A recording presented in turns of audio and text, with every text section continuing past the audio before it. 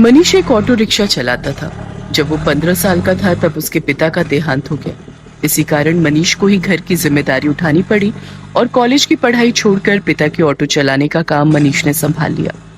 मनीष की बड़ी बहन सुलेखा की शादी में जो उसके पिता ने कर्जा लिया था, उसे उतारने के लिए मनीष ने अपना घर भी बेच दिया और माँ के साथ किराए के घर में रहने लगा। मनीष की बड़ी बहन अपने ससुराल में खुश है। इस बात की उसे बहुत तसल्ली है। माँ, सुलेखा दीदी का मेरे मोबाइल पर फोन आया है। तुम बात कर लो, फिर मैं ऑटो लेकर काम पर निकलता हूँ। हेलो सुलेखा दीदी, ये लो माँ से बात करो। हाँ बेटी, अपना ध्यान रखा कर, खूब खाया पिया कर, इससे बच्चे की सेहत पर अच्छा असर होगा। अब बस यही इच्छा है कि जल्दी से मैं नानी बन जाऊं और मनीष मामा। हाँ वो तो है, अब मामी कहलवाने वाली बस आ जाए तो मैं सुकून से तीर्थ यात्रा पर निकल जाऊंगी। नहीं नहीं, अपने नाती पोतों को खिलाकर ही तीर्थ यात्रा पर जाऊंगी। माँ, बस मनीष के लिए अच्छी सी लड़की ढूंढ लो जो घर संभाल ले। माँ, मुझे देर हो रही है, बाद में बात कर लेना। अच्छा सुलेखा, मैं तेरे से बाद में बात करती हूँ, मनीष को देर हो रही है। मनीष ऑटो लेकर काम पर निकलता है। उसे पहले ही बहुत देर हो चुकी थी, पर रास्ते में जाम भी बहुत था। वो सवारी का इंतजार कर रहा था, तभी उसका एक साथी जो उसकी तरह ऑटो चलाता था, वो किसी लड़की से झगड़ रहा था। अरे देखिए मैडम, ऐसा थोड़ी होता है? जब आपने मुझे यहाँ छोड़ने के लिए पैसे तय किए हैं तो चुपचाप मेरे पैसे दे दो ना। भैया, मैंने आपको बोला ना, मेरा पर्स रास्ते में कहीं गिर गया। मेरा मोबाइल फोन भी उसी में है और सारे पैसे भी। मेरा पर्स कहीं नहीं मिला। मैं तुम्हें बोल रही हूँ ना, मुझे अपना नंबर दे दो, मैं तुम्हारे नंबर पर पैसे भेज दूंगी। अभी मुझे देर हो रही है, मुझे सामने होटल में एक फंक्शन में पहुंचना है। अब क्या हुआ निरंजन, लड़ क्यों रहे हो सुबह सुबह? अरे देखना यार, सुबह सुबह पहली सवारी मिली और वो भी मुझे पैसे देने के लिए मना कर रही है। इन मैडम का पर्स कहीं खो गया है और मुझसे कह रही है कि पैसे बाद में देंगी। अरे ऐसे थोड़ी होता है भाई। कोई बात नहीं निरंजन, कभी कभी किसी की परेशानी को भी समझना चाहिए। एक काम कर, तेरे कितने पैसे बने मैं दे देता हूँ, ये मैडम मुझे बाद में दे देंगी। मनीष निरंजन को ऑटो के 200 रुपए दे देता है।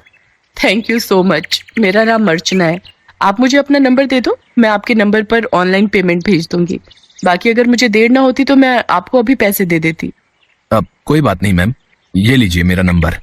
अर्चना नाम की वो लड़की मनीष का मोबाइल नंबर ले लेती है और अगले दिन मनीष के मोबाइल पर पैसे ट्रांसफर कर देती है। आपके पैसे मैंने अकाउंट में भेज दिए हैं, आप चेक कर लीजिए। और कल के लिए एक बार फिर से थैंक यू, आपने अनजान होकर भी मेरी मदद की। अर्चना और मनीष बात करने लगते हैं। अर्चना को मनीष से बात करना बहुत अच्छा लग रहा था। उसके बाद एक दो बार अर्चना की मुलाकात मार्केट में मनीष से हो ही जाती है। धीरे धीरे दोनों दोस्त बन जाते हैं। मनीष को पता चलता है कि अर्चना एक बहुत ही अमीर खानदान की लड़की है, तो वो उसे समझाता है। अर्चना, तुम बहुत ही अमीर खानदान की लड़की हो। तुम में और मेरे में जमीन आसमान का फर्क है। मैं एक मामूली ऑटो रिक्शा चलाने वाला गरीब लड़का हूँ। तुम्हारा और मेरा यूं दोस्ती रखना ठीक नहीं है। प्लीज तुम मुझसे मत मिलो।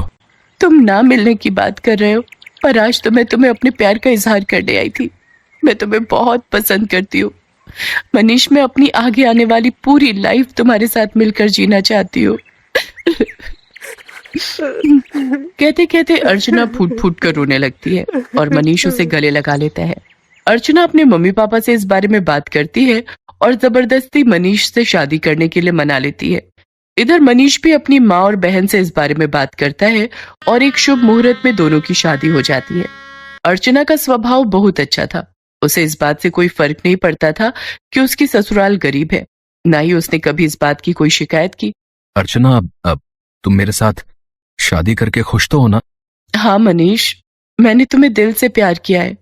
मैं तुम्हारे साथ बहुत खुश हूँ। माँ जी, सुलेखा दीदी सब मुझे कितना प्यार करते हैं। मुझे तो महसूस ही नहीं हुआ कि मैं अपना घर छोड़कर आई हूँ। तभी अर्चना की सास भी आ जाती है। जीती रहो बहू, हम बहुत भाग्यशाली हैं कि इस घर को तुम्हारे जैसी बहू मिली। अर्चना भाभी, ये देखो, मैं आपके लिए नई साड़ी लाई हूँ। आज आप शाम को कीर्तन में यही पहनना। सुलेखा दीदी, ये साड़ी तो बहुत सुंदर है, ठीक है, पर एक शर्त पर। आज आप मुझे खुद तैयार करोगे, प्रॉमिस? अर्चना की बातें सुनकर सुलेखा की आंखों में आंसू आ जाते हैं। उसने कभी सोचा ही नहीं था कि उसे इतनी प्यारी भाभी से इतना प्यार और सम्मान मिलेगा। सचमुच कुछ ही दिनों में अर्चना ने सबके दिल में एक अलग जगह बना ली। अब तो अर्चना के बिना कोई भी नहीं रहता था। सुलेखा के बेटा पैदा होता है। इधर अर्चना भी गर्भवती हो जाती है। अर्चना के मां बनने के बारे में जब उसके मम्मी पापा को पता चलता है तो वो उसे मिलने के लिए उसके ससुराल आते हैं। पर अर्चना का घर देखकर दोनों ही मुंह बनाने लगते हैं। अर्चना, तुम अपने मम्मी पापा के पास बैठो, रसोई से चाय और नाश्ता मैं ले आती हूँ। क्या बात है अर्चना, तुम इस हालत में भी घर के काम खुद ही करती हो? तुम्हारे घर में कोई नौकर चाकर नहीं है क्या? कैसी बातें करती हो ललिता तुम जानती भी हो तुम्हारी बेटी किस घर में ब्याही है। यहाँ 2 वक्त की रोटी खाने के लिए भी सोचना पड़ता है। एक टाइम की सब्जी दूसरे टाइम खाते होंगे ये भला क्या नौकर चाकर रखेंगे? नहीं पापा, ऐसी कोई बात नहीं है। माँ जी और मनीष ने तो मुझे कई बार कहा है कि मैं घर में कोई काम वाली रख लूं, पर पूरा दिन मैं घर पर होती हूँ, मेरा भी मन नहीं लगता। और फिर मैं तो कुछ भी नहीं करती, सारा काम माँ जी ही करती है, मुझे उठने ही नहीं देती। ये लीजिए चाय। अर्चना, तुम्हें ये समोसे बहुत पसंद है ना? मैं ये भी हलवाई से खरीद लाई हूँ, अपने मम्मी पापा को भी दो। नहीं नहीं, मैं ऑयली फूड कम खाती हूँ। और अर्चना, तुम भी ये सब मत खाया करो, तुम्हें इस टाइम में जूस फ्रूट्स ये सब लेना चाहिए। बहन जी, आप तो समझदार हैं, ये समोसे वगैरह ये सब बहुत नुकसानदायक है। मम्मी, आप मेरी टेंशन मत लो, माँ जी मेरा पूरा ख्याल रखती है।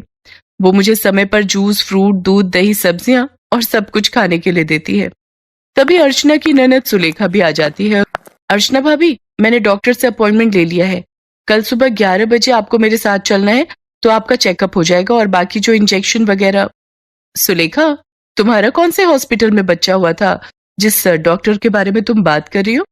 जी, वो बड़े बाजार में जो हॉस्पिटल है जहां डॉक्टर नेहा बैठती हैं, वो सस्ता बेकार सा हॉस्पिटल। अर्चना, तुम उस हॉस्पिटल में चेकअप के लिए जाओगी? तुम्हारा दिमाग तो ठीक है। अर्चना, तुम एक मामूली से हॉस्पिटल में चेकअप के लिए जाओगी? तुम चिंता मत करो, इन लोगों के पास अगर तुम्हारे इलाज के लिए पैसे नहीं है तो क्या हुआ, मैं तुम्हारे लिए इस शहर के सबसे बड़े नामी हॉस्पिटल में आज ही बात कर लेता हूं। और तुम अभी के अभी अपना सामान पैक करो और हमारे साथ चलो। किसके घर? आपके घर पापा? मैं अभी अपना घर छोड़कर कहीं नहीं जा सकती। मुझे डॉक्टर नेहा, जो कि एक बहुत बड़ी और समझदार डॉक्टर है, उन्होंने सुलेखा दीदी की नॉर्मल डिलीवरी की है। उन्होंने मुझे पूरा रेस्ट करने के लिए बोला है। और शायद आपने ठीक से सुना नहीं, मुझे कल सुलेखा दीदी के साथ डॉक्टर के पास जाना है। आप थोड़ी देर और बैठेंगे या जा रहे हैं? क्योंकि अभी ना मनीष आने वाले हैं। वो शहर में एक नया रेस्टोरेंट खुला है, वहां पर मेरी फेवरेट आइसक्रीम मिलती है, तो आज मेरा वो खाने का प्लान है। तो हम सब डिनर के लिए जाने वाले हैं। अर्चना का ऐसा कोई प्लान नहीं था, ये उसकी सास और सुलेखा जानते थे। पर अर्चना अपने मम्मी पापा को एहसास दिलाना चाहती थी कि उसके ससुराल वालों का और अपमान ना ही करे तो उनके लिए बेहतर है। अर्चना के मम्मी पापा लज्जित हो जाते हैं और कुछ देर बाद वहां से चले जाते हैं। अर्चना की सास और ननद दोनों की आंखों में खुशी के आंसू थे। अर्चना अपनी सास और ननद के गले से लग जाती है। ये कहानी है सुभद्रा की। सुभद्रा गांव में रहती है और उसका बेटा अखिल शहर में। वो वहां एक मल्टीनेशनल कंपनी में जॉब करता है। सुभद्रा का बेटा अखिल अचानक से शहर से उससे मिलने गांव आया था। बेटे को देखकर वो बहुत खुश हुई और फिर से वही शिकायतें उसकी शुरू हो गई जो हर माँ की होती हैं। कैसी शक्ल बनाकर रखी है तूने?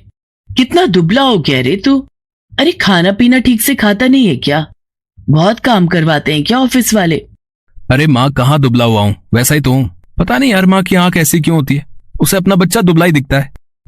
तुझसे तो बोलना ही बेकार है। सुन, तू हाथ मुंह धो ले, मैं तेरे लिए आलू के पराठे बनाकर लाती हूँ। सुभद्रा रसोई में जाने लगी तो अखिल ने अपनी माँ का हाथ पकड़कर उसे सोफे पर बिठा लिया और कहा, अरे माँ, ये सब छोड़, मुझे तुमसे कुछ बहुत जरूरी बात करनी है। ये सुनकर सुभद्रा की आंखों में चमक आ गई और उसने खुश होकर उससे पूछा, क्या बात करनी है बेटा? शादी के बारे में? तू तैयार है? रुक, मैं तुझे कुछ दिखाती हूँ। सुभद्रा ने सोफे के पास रखे टेबल से कुछ लिफाफे निकाले और उससे लड़कियों की तस्वीर निकालकर अखिल को दिखाने लगी। बोल, कौन सी है तुझे पसंद? अखिल ने उन तस्वीरों को बेमन से देखा और माँ से कहा, माँ, मुझे इनमें से कोई भी पसंद नहीं है। क्या बोल रहा है तू? सारी इतनी सुंदर हैं, पढ़ी लिखी भी हैं। तब अखिल ने अपनी माँ से जो बात कही उसे सुनकर उनके चेहरे पर चमक आ गई। अरे सच, तूने लड़की पसंद कर ली है? अरे कौन है वो? क्या नाम है उसका? कहाँ की है? अरे माँ, एक साथ इतने सारे सवाल। ये कहकर अखिल ने अपना मोबाइल निकाला और उसकी गैलरी से आकांक्षा की तस्वीर निकाल कर दिखाई। उसे देखकर सुभद्रा बहुत खुश हुई। वाह, कितनी सुंदर है मेरी बहू। मैं बहुत खुश हूँ बेटा, बहुत खुश। अखिल और आकांक्षा की शादी हो गई। जब वो पहली बार उसे लेकर घर आया तो सुभद्रा द्वार पर उसकी आरती उतार रही थी, तो आकांक्षा को ये सब पसंद नहीं आ रहा था। आकांक्षा शहर में रहने वाली मॉडर्न ख्यालों की लड़की थी। उसने सुभद्रा से कहा, क्या मम्मी जी, अब ये सब कौन करता है? अरे क्यों नहीं करता, सभी करते हैं। लक्ष्मी हो तुम मेरे घर की, और लक्ष्मी का स्वागत तो ऐसे ही किया जाता है। सुभद्रा की बातों को सुनकर आकांक्षा ने अपना मुंह बना लिया। अखिल चाहता था कि आकांक्षा थोड़े दिन मां के साथ रहे, क्योंकि उसकी कंपनी वाले उसे देश से बाहर भेजने वाले थे। आकांक्षा ने भी कभी गांव देखा नहीं था, इसलिए उसने अखिल की बात टाली भी नहीं। ठीक है बाबा, लेकिन जल्दी आ जाना, मैं यहाँ अकेले बोर हो जाऊंगी। अखिल शहर चला गया। एक दिन की बात है, सुबह का समय था। आकांक्षा अपने कमरे में सोई हुई थी। सुभद्रा घंटी बजाते हुए पूजा कर रही थी। घंटी की आवाज से आकांक्षा डिस्टर्ब हो रही थी। वो गुस्से में बाहर आई और सुभद्रा से कहा, क्या मम्मी जी, सुबह सुबह इतना शोर क्यों कर रही हैं आप? ऐसा नहीं कहते बहू, मैं पूजा कर रही हूँ और अब तो सुबह के 7 बज गए। 7 बज गए तो मैं क्या करूँ? मुझे आप जैसे गवारों की तरह जल्दी उठने की आदत नहीं है। चलिए अब बंद करिए ये सब और मुझे सोने दीजिए। सुभद्रा को अपनी बहू की बात बहुत बुरी लगी, लेकिन वो चुप रह गई और खुद को ही दोष देने लगी। मेरी ही गलती है। अरे वो शहर की है, वहाँ लोग देर से सोते हैं, देर से जागते हैं। मुझे इस बात का ख्याल रखना चाहिए। आकांक्षा ज्यादातर समय या सोकर बिताती या अपने दोस्तों से बात करके। वो सुभद्रा की कोई मदद नहीं करती। एक दिन वो फोन पर बातें कर रही थी और सुभद्रा अपने बैल को चारा दे रही थी, तो अचानक उसका बैल जोर से रंभाने लगा। अरे क्या हो गया, क्यों गुस्सा कर रहे है तू? मैं आ तो गई खाना देने। हाँ ठीक है, मैंने आज थोड़ी देर कर दी। अरे क्या करती, मेरे घुटनों में जोरों का दर्द जो था। बूढ़ी हो गई हूं ना मैं। उधर फोन पर बातें करती आकांक्षा की दोस्त ने बैल के रंभाने की आवाज सुनी तो उसने कहा, अरे क्या बात है आकांक्षा, तबेले में है क्या तू? ये पीछे से कैसी आवाज आ रही है? अरे गांव है ना ये, यहाँ तो गाय भैंस की आवाज आएगी ना, कोई डीजे तो बजेगा नहीं। अच्छा सुन, मैं तुझसे थोड़ी देर में बात करती हूँ। आकांक्षा ने फोन काटा और सीधे सुभद्रा के पास पहुंची। क्या मम्मी जी, आप लोगों को जरा भी तमीज नहीं है क्या? अरे मैं फोन पर बातें कर रही हूँ और आपका ये बैल शोर कर रहा है। अरे मेरी बेइज्जती होती है दोस्तों के सामने। आपको बड़ा मजा आता है ना मुझे तंग करने में। ये तुम कैसी बातें कर रही हो बहू, मैं भला तुम्हें क्यों तंग करूंगी? और जहां तक बात रही इसके रंभाने की, तो इसे भूख लगी थी। अब ये बेचारा हमारी तरह खाना तो मांग नहीं सकता, जानवर है ना। ये जानवर है, आप तो नहीं। कान खोलकर सुन लीजिए, जब मैं अपने दोस्तों से बात करूं तो इसे बाहर ले जाइए, नहीं तो मैं ये घर छोड़कर चली जाऊंगी। अरे नरक बना दिया है मेरा जीवन आप लोगों ने। सुप्रिया फिर से खामोश रह गई। एक दिन जब वो गोबर से घर का आंगन लीप रही थी तो आकांक्षा फिर से नाक बंद करके तमतमाती हुई बाहर आई और गुस्से में सुप्रिया से कहा, क्या है मम्मी जी, ये क्या है? पूरे घर में आपने बदबू फैला दी है। बहू गोबर है ये, पता है कितना पवित्र होता है, घर में कीटाणुओं को प्रवेश नहीं करने देता ये। अरे क्यों मेरे पीछे पड़ी हैं आप? नहीं चाहिए मुझे अपने घर में गोबर वोबर, जब मैं चली जाऊंगी तो करते रहना ये सब। बिल्कुल गवारों के बीच में छोड़कर गया ये अखिल। कंपनी वालों ने 2 महीने की ट्रेनिंग और बढ़ा दी उसकी। 2 महीने इस गांव को और झेलना पड़ेगा मुझे। सुप्रिया आकांक्षा की किसी बात का बुरा नहीं मानती, वो उसे बहुत प्यार करती थी। एक दिन की बात है, सुप्रिया ने आकांक्षा से कहा, बहू आज कुछ लोग तुम्हें देखने के लिए आ रहे हैं। वो क्या है ना कि ये लोग शादी में नहीं आ पाए थे मुझे देखने। अरे मैं क्या कोई नुमाइश की चीज हूँ जो मुझे देखने आ रहे हैं? सुनिए, उन लोगों को मना कर दीजिए, मुझे किसी से नहीं मिलना। आकांक्षा बार बार सुप्रिया का अपमान करती और बार बार उसे जली कटी सुनाती, लेकिन सुप्रिया अपनी बहू को कुछ नहीं कहती। उसे हमेशा यही लगता कि बहू शहर की है, वहां के तौर तरीके अलग होते हैं, उसे वो बदल नहीं सकती। एक बार की बात है, सुप्रिया कुछ दिनों से बहुत बीमार थी। उसका बुखार उतरने का नाम ही नहीं ले रहा था, लेकिन आकांक्षा को इन सब बातों से कोई फर्क नहीं पड़ता था। एक दिन आकांक्षा छत की बाउंड्री के पास खड़ी होकर अपने दोस्तों से बातें करते हुए और अपनी सास की शिकायत करके अभी फोन रखा ही था कि तभी न जाने कैसे उसका पैर फिसल गया और वो छत से नीचे गिर पड़ी। आह! आकांक्षा की आवाज सुनकर सुप्रिया भागी भागी बाहर आई। उसे देखा कि आकांक्षा जमीन पर गिरी तड़प रही है। बहू बहू, अरे ये कैसे हो गया? आकांक्षा लहूलुहान हो गई थी। गांव में अस्पताल 4 किलोमीटर दूर था।